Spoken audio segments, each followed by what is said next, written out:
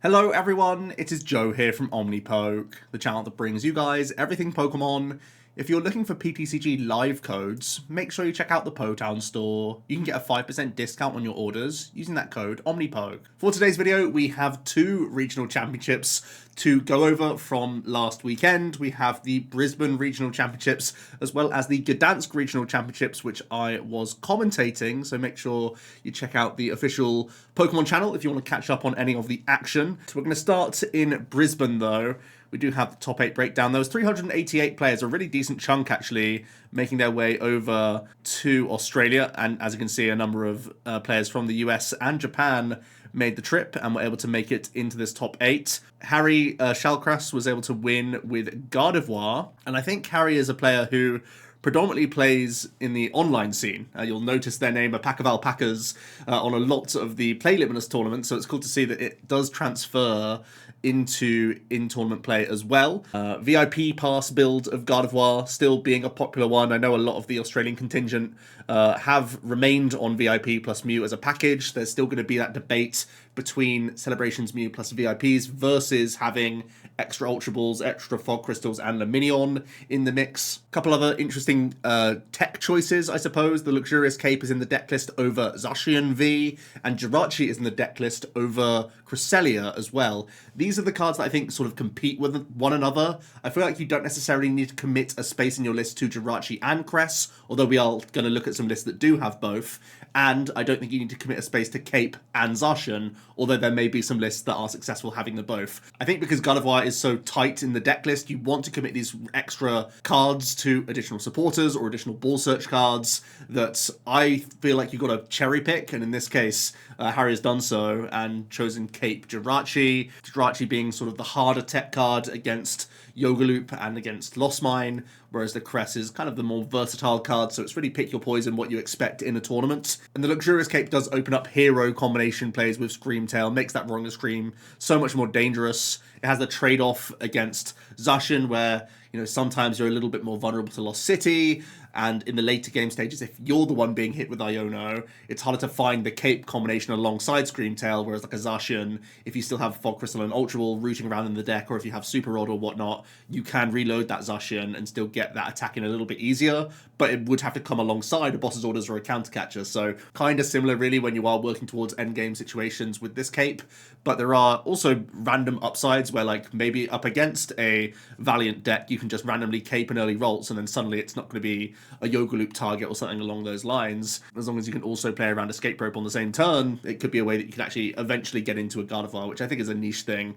And of course, because you also play Vacuum, you could also vacuum it off your Pokemon as well if you really want to do some gymnastics there to get you back onto counter catcher plays, get you back into reversal energy, which I think is kind of cool, honestly. Having the extra copy also leans into having the Luxurious Cape as well. It means you're going very into your Shining Arcana Gardevoir, and means that with the extra copy, you're just seeing this more often, so you can respond on Iron Hands, most importantly, but other early aggressive attacks, and you can really have high damage output. It also means in situations where you are using reversal energy, and then in certain situations your opponent will still target your EX, you can then turn attach another reversal the following turn and still have a very powerful Brainwave option, and you aren't forced to put another EX into play, and you can retain single prize board states in that regard as well. So there are some more tricks up the sleeve of this deck list. I think it's a very well built one and a pretty nice victory there. We have Haru Nishikawa in second, a very accomplished player actually.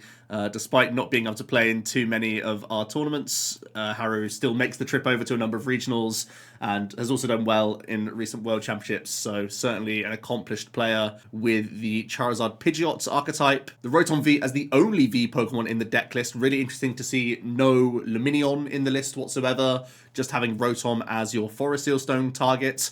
Also just choosing to play one copy of Forest Seal Stone, and most notably, no Arven whatsoever. You normally call this Arvenzard. Well, Arven ain't here. We are just using Iono's Boss, Research, Colress, and Avery in the deck list. We have really thick Ball Search in here with the 3 copies of Nest Ball to sort of help out alongside VIP and Ultra. Typically, these are the 4/4 counts, and you don't see many additional Ball Search cards. Sometimes you see like one Level Ball or something along those lines, but not all that common. So leaning more heavily towards the nest ball, because you can end your turn on the instant charge and end on a pretty nice hand size, working towards these rare candy combinations, which is pretty reasonable. And also somewhat covering for the lack of Arven is the Town Store choice as one of the Stadium Bounce options alongside Artisan and Collapse Stadium. Collapse can be nice for getting rid of this Rotom when it's sort of done its job and you don't want to have that liability on the board for the remainder of the game. It can also be useful, you know, for the same thing with like Charizards that take damage and that sort of stuff. So pretty cool to see. Some other nice tech inclusions in here. We do have the Minior, which I feel like more people might be talking about after we look at the Gdansk results as well, as the actual top 8 in Brisbane. To be fair, there was a decent number of Snorlax, so Haru with the tech card, if they faced a Snorlax, must be pretty happy with themselves. Some other interesting cards in the list, and there's an Avery in the deck list. Possibly could be trying to help out against the Chen-Pao matchup, which is typically one of the weaker ones for Charizard. But having the option of Avery plus Counter Catcher gives you lines of play that they may not necessarily expect, or you can try and target down certain board states. I guess that's more than just one matchup, and obviously if you have Counter Catcher already in hand, you can quick search for the Avery to make the combo happen. And I suppose there could be a number of situations where this does come up.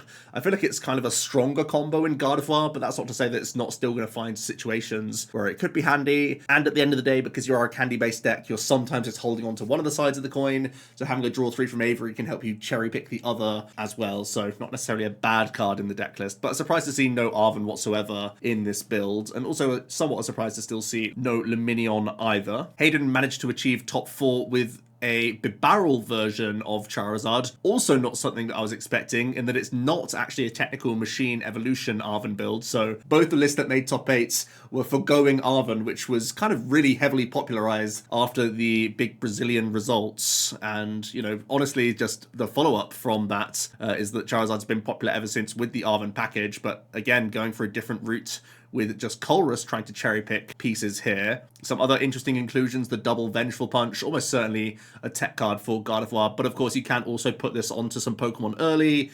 Maybe it can work in tandem with a Burning Darkness. It means that if you get to proactively hit 2 prize Pokemon for 180 damage and they swing back into your Charizard, you can Vengeful back into them as well. Could set up Radiant Charizard in certain instances. There's actually a number of reasons why the Vengeful Punch can do some cute math fixing. You'll also notice there's the very interesting Cramorant attack option in the deck list. Part of the reason why there's a heavy Colrus package, possibly also partly why there's such a high vacuum count, is that you get to weave in an additional single prize threat, not just the Radiant Charizard. So the Cram can help deal with other single prizes. Radzard looking to up trade as we work towards the latter stages of the game. It means that you can represent more single prize board states. You'll notice obviously no Pidgeot's in here. You get to dictate when the Charizards come down into play, so you can play a single prize late game if you really have to, which I think is also a really interesting combination in this list. Joshua Sparks was able to make top 4 with another interesting list. A lot of creativity in this top 8, in that we're seeing what you would think is a traditional fusion build of Mew, but it's actually kind of like a hybrid, because it's also got Judge, Path, and Triple Grabber in the list as well. You're losing a little bit of percentage of hitting that early Melodious Echo, because you are filling your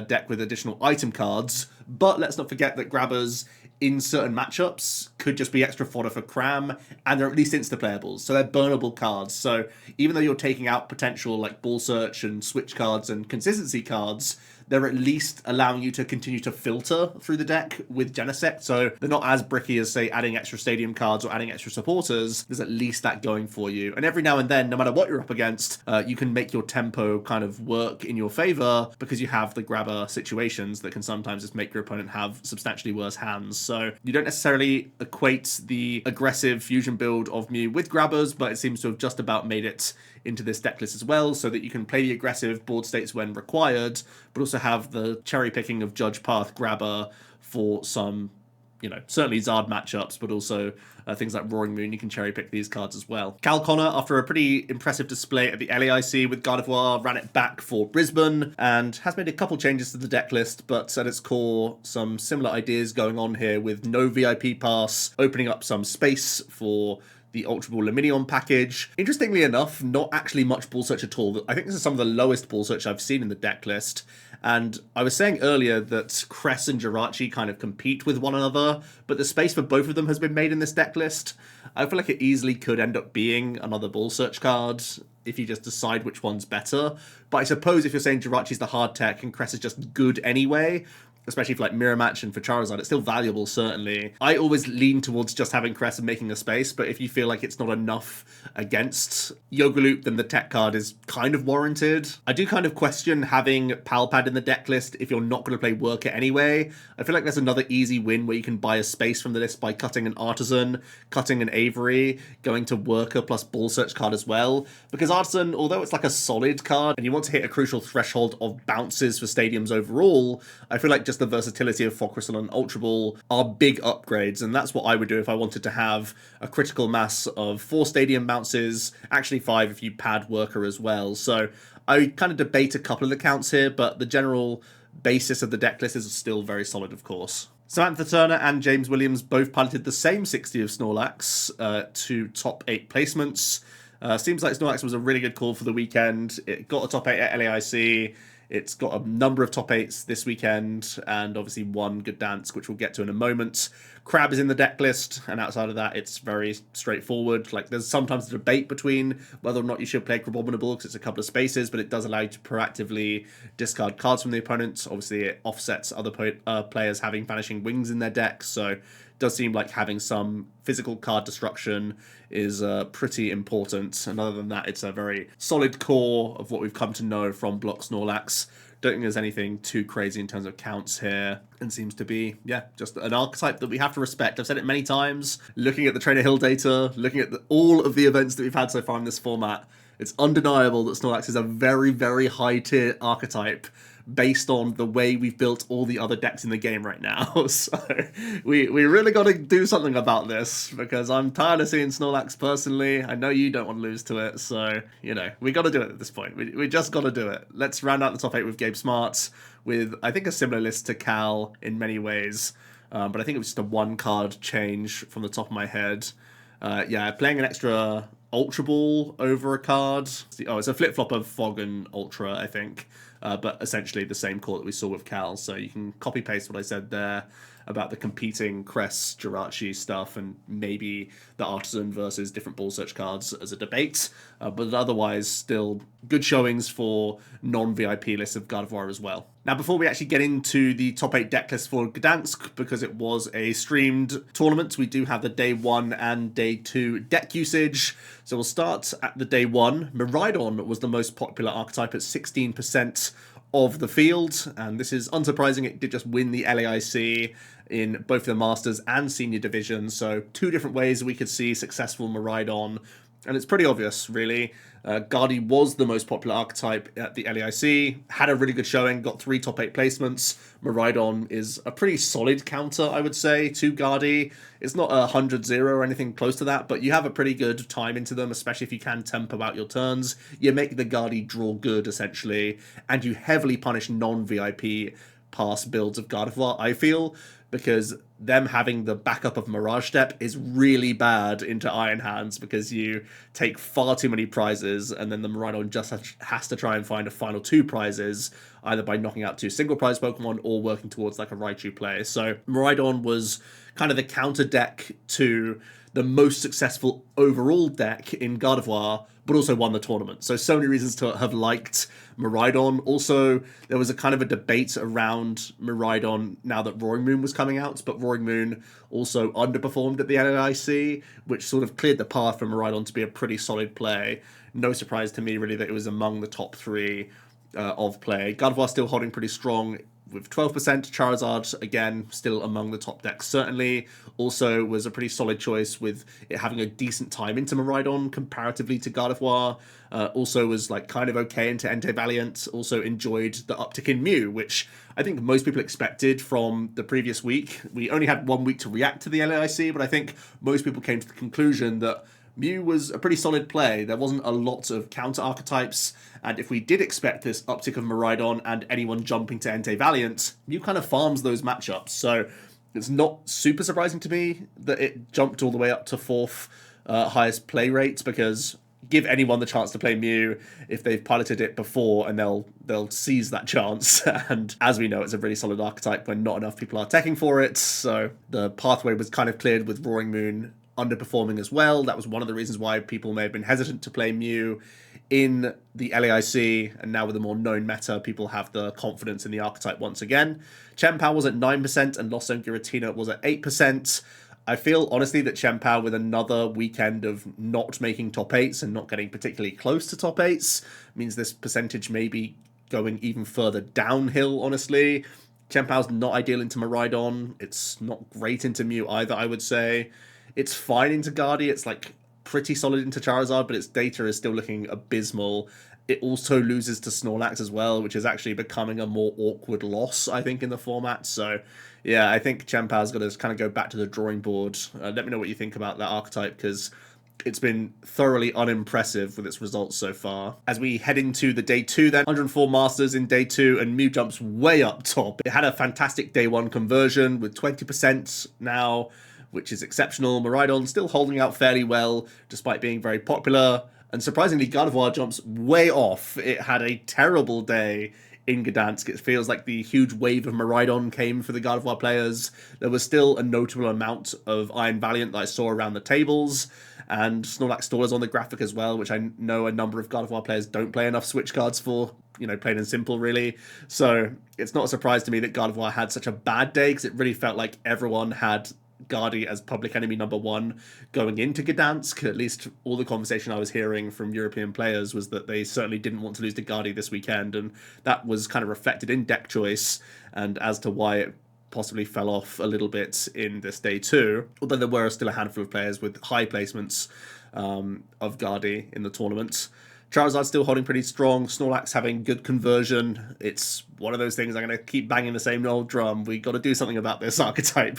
We have to trend towards these decks and trend upwards in terms of switching cards and other outs we can have to Snorlax. Interestingly enough, Roaring Moon did just about creep onto the graphic. Tina sort of held its percentage as well.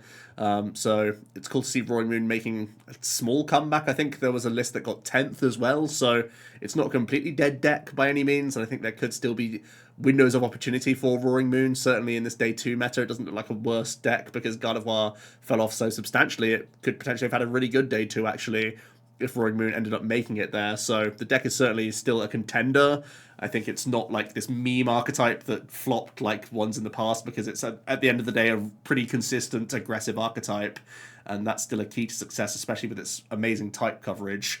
Like looking at the top 3 decks here, Mew, Miraidon, Charizard, it certainly has good game plans into them, and although Charizard can be like Iono spamming you and whatnot, you can still get over the line in that regard, and I think you should be fairly favoured into Miraidon and into Mew as well from experience. So, you know, waiting for that breakout top 8 for people to gain confidence in it. It feels like the Miraidon of when Scarlet and Violet first came out, where people were kind of discrediting the deck despite it being like generally good in a vacuum and being good in the field in some tournaments. So I feel like it should still be an archetype in the game for sure. Let's get into the details then of the Gdansk top 8. Wukash was able to win with Snorlax. Not the exact same 60 as the Brisbane list.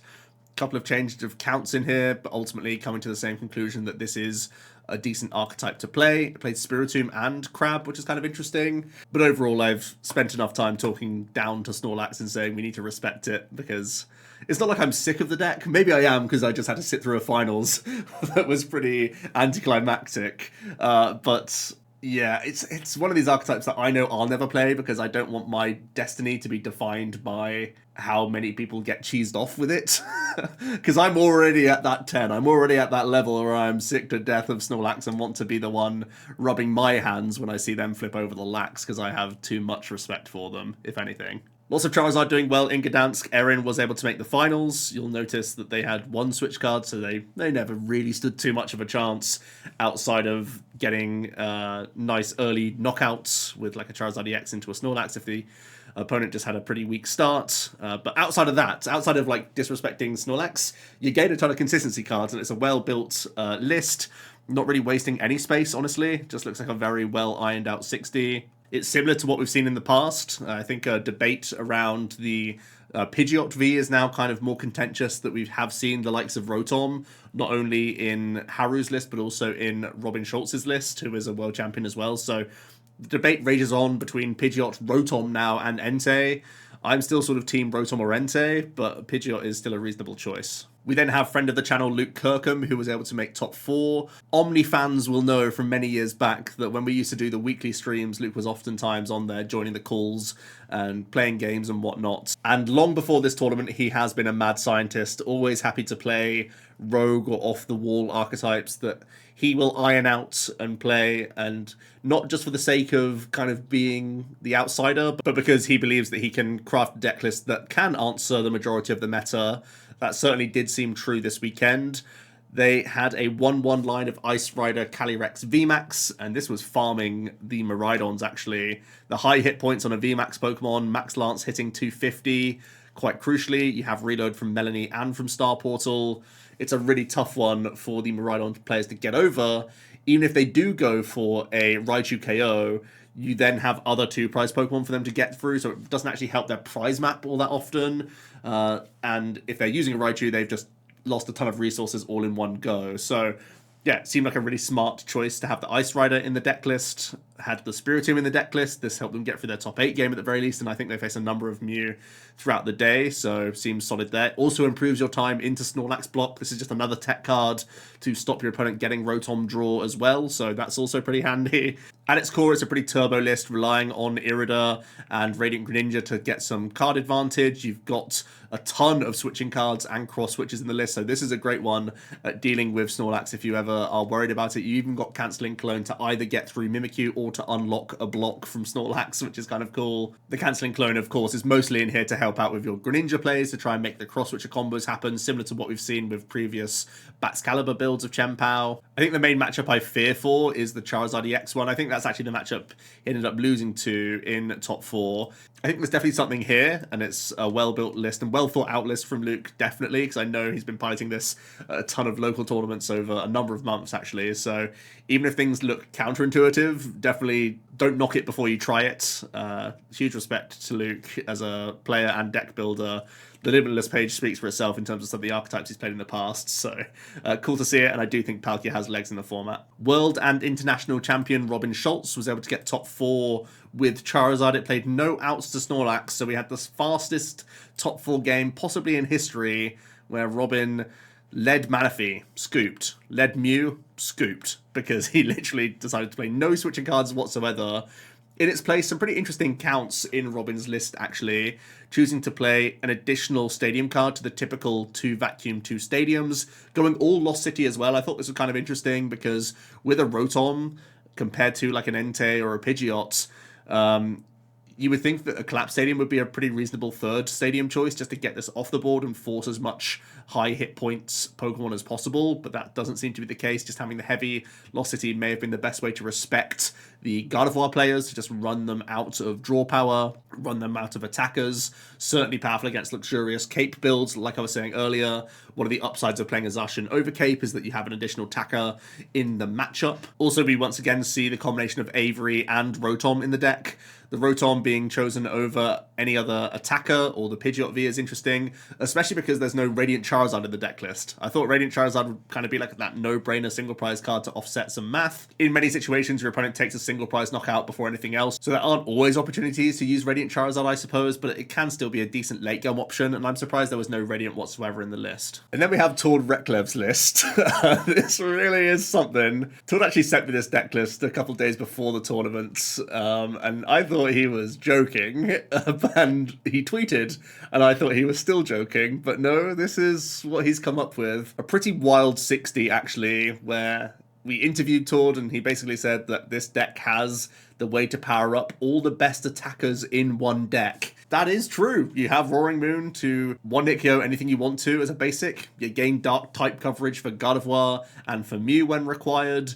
You've got Iron Hands EX, which can take additional prize cards on single prize Pokemon, and actually synergizes quite nicely with Roaring Moon in that you can Frenzied Gouge, bait your opponent into taking a single prizer to knock out the Roaring Moon, then you still take 2 prizes because you're using Iron Hands. So just with these 2 EXs alone, you're almost always finding situations, provided you can power these Pokemon up, to take a 2-prize knockout. It's only really chunky single prize Pokemon that get around this, so it's a pretty cool combination to just have these 2 attackers alone doing a lot of the heavy lifting. But then the deck does have this water package as well with a 1/1 Palkia V-Star. It's a pretty stable and chunky attacker in its own right, but the Star Portal once again can help you threaten Moonlight Shuriken. It can also be used to power up Aqua Storm as well, so you can be a little bit more cheeky with your energy counts. And Tord essentially said that having a V-Star power in the deck, acting as a additional Mirage Gate that could sometimes sit on board, was quite a valuable option. And of course, we still have a couple of the Lost Zone attackers with the 3 Super Rod as well. We can get some Lost Mine Sprinkles, we can Spit Innocently for early tempo. And then we have the very high item counts with the 2 Pokestops in the deck list. Really high ratios of just hitting your items when you need them. And notably playing triple Pokegear and 4 Colrus. It's a surprise to me to see no Raihan whatsoever, no Clara whatsoever, no Roxanne to speak of either. Typically, even the old Kyogre lists that were very heavy Pokestop would land on having an additional supporter card. But it looks like Tord just wanted to spam Chorus over and over again. There are a number of archetypes that don't hand disrupt right now in the format, or only weave in a couple Iono throughout the game just based on how they're built. So you are able to amass really large hand sizes in certain matchups, and that does make the Chorus spam a really valid option. Additionally, this deck is really based on Mirage Gates. It's like a very fast get to 7, and then once you hit 7, you've unlocked the entirety of the archetype. You can make 2-prize turns from Greninja, from Hands, from Moon, as I've already stated, but also Kyogre can be that late game combination if everything else has gone wrong and you still need to make a big comeback into certain archetypes. I'm hesitant to go against Tord on something like this, but this doesn't feel like the optimal way to play Lost Box. It feels like there's a lot going on here. Not even substituting 1 Nest Ball for like 1 Ultra Ball to have higher odds of getting towards your V-Star, for example. There's a lot of counts that I'm still kind of like, these could definitely be up for debate here at the very least. How often does the Kyogre actually come off, especially with only 2 copies of Pokestop and always Colressing? It's certainly something I'm going to experiment with. I really like at the core Roaring Moon plus Iron Hands as like a duo of multi-prizers. They seem really good together. Obviously Greninja and Sableye and Cramorant are still a fantastic package. I'm going to try a few different ways of building this myself, and it does feel like an EX-based Lost Box, as we saw making top 8 at LAIC as well with Radiant Charizard as the partner, does seem to be the best way to go right now. Elliot Thomas Jones was able to make top 8s with Charizard as well. Also worth noting, because this is a Technical Machine Evolution build, you'll notice the deck list here says 2 Professor Churro scenario. That's actually incorrect. I obviously have seen the deck list because I was casting the tournament. It was 1 artwork of a Churro scenario that was 1 Professor's Research. So it's only 1 Churro scenario, and it was 1 Professor's Research in the deck list, alongside a Jet Energy and an Escape Rope. This was a pretty close game actually in top 8 against Wukash, who they ended up losing to because they did have a number of outs. One of the games wasn't particularly close, but game 2 it did come down to, I think it was just 2 prize cards left, and there were avenues of play still to go, but it ended up being removed from him eventually via misfortune and Sydney's and such. So yeah, cool to see the barrel build doing well. Min-maxing even on the likes of Bidoof. I think this is a reaction to Iron Valiant. Give yourself the extra 10 hit points. That seems reasonable because Valiant had just got 2nd place at internationals, so having that bit of respect there, very reasonable. And the Pokemon that stands out to me here is the Delphox V, which we actually got to see on stream be quite useful in a number of situations. Obviously, this initially has surprise factor against opponents in Game 1 situations, where very few players will proactively Manaphy against you, so having a Magical Fire option to just take out 2 single prize Pokemon can be absolutely huge. And of course, there are going to be situations where the Burning Darkness is only doing 180, so you can do some Magical Fire to finish those sorts of Pokemon off if your opponents had to throw a single prize Pokemon into the mix as well. So there's so many situations that in a closed format, this Delphox can get a ton of value, even if you are using it once during the game. Then we end on a couple double turbo Mew, and there was some variety between the 2 deck lists. Jamie is playing like a more traditional, I want to say, double turbo energy list of the Mew, incorporating the new card of Professor Churro's scenario for some damage offsetting, but at its core it's a heavy path, heavy judge based build and had a really solid result. Whereas Ewan is going for the sort of new school train of thought with the triple grabber in addition to the heavy path judge package. Both the lists were incorporating some Box of Disaster, and I feel like that's still a really wise call in the meta. But yeah, it's DTU Mew. We've kind of seen it all before. It's another fantastic performing deck, a great call for the weekend, I think that's fair to say. because of its day 1, day 2 conversion, and going into top 8 conversion. That's kind of proof in the pudding there that they made a really solid metagame call and had a great result because of it. We've got a couple of weeks now until the Stuttgart Regional Championships, which I'm going to be attending, so I'm going to have some reaction, going to be playing some of these decks in the next coming weeks, so make sure you keep an eye out for that. Thanks so much for watching, and I'll see you tomorrow for another video. Cheers.